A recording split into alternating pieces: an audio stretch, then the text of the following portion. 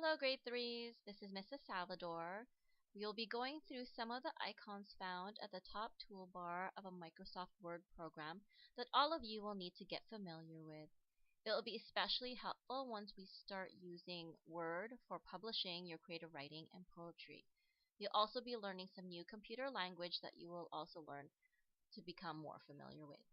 The first thing you'll need to do is open up the document Computer Practice Lines. You can find this link on this particular wiki. Now the first lesson is learning to highlight. As you can see, there are a number of sentences to practice with.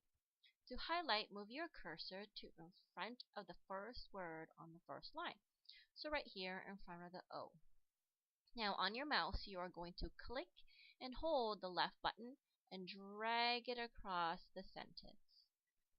Now, once you reach the end of that sentence, it tends to stop right at the end of the last word. So you'll need to drag your mouse a little bit further to include that period. Now, once you have highlighted the area that you want, you can let go of your left clicker of the mouse. And now you can see you can move your cursor freely. Move your cursor to the top of the toolbar. So the top is your toolbar right here with a bunch of icons. And you're going to go to the icon that has a B that's bolded. Or as you can tell, it's a little bit thicker, the print. So go to the B.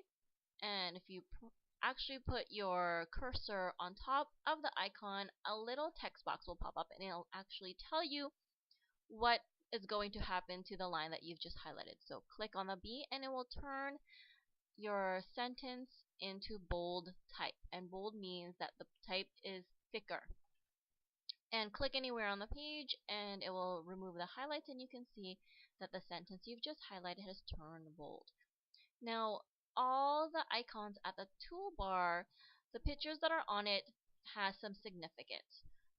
It'll give you a clue on what will happen if you do click on that button. So let's highlight another line.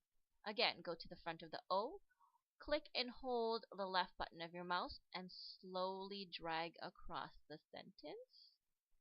And you are now going to go to the I. If you look at the I, it is slightly slanted to the right. So if you click on it, it will actually slant your print to the right, also known as italic. And again, if you move your cursor to the icon and leave it there, a little text box will pop up and tell you that is italic. Let's highlight a third line. I'm not going to go through all the steps on how to highlight. If you're still not comfortable on highlighting on your own, then you can rewind the video and start from the beginning and go through the first two lines again. So let's highlight. Now there is a shortcut on how to highlight a line quickly, but I want all of you to get used to clicking and holding the left button of your mouse and dragging your mouse across. So we'll go through the shortcuts on a later time. So we are now going to go to the U with a line that's under it. So as you can guess, it will underline your sentence. Okay, there we go. Let's highlight the fourth line. And we are going to now go to the four buttons beside the bold, italic, and underline, and this is the positioning of the line on the page. Right now, the highlighted section, it'll tell you that it's aligned to the left. So when you're typing, it will type from the left and move your words towards the right, as though you're actually writing on a page. Now, right here in the middle where the lines look like it's centered, if you click on that, it will center your line. Let's highlight the fifth line. And beside the center icon, it is aligned to the right. If you click on that, it'll move your words to the right side of the page.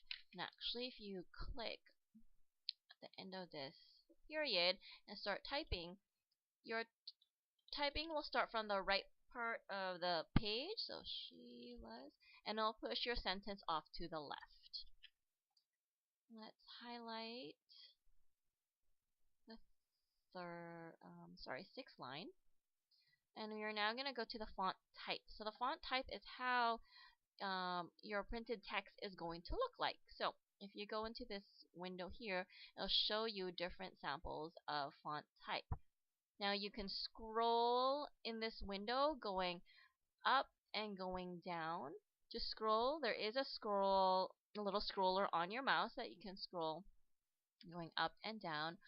Or there is also a sliding bar here to the left or to the right side of this window.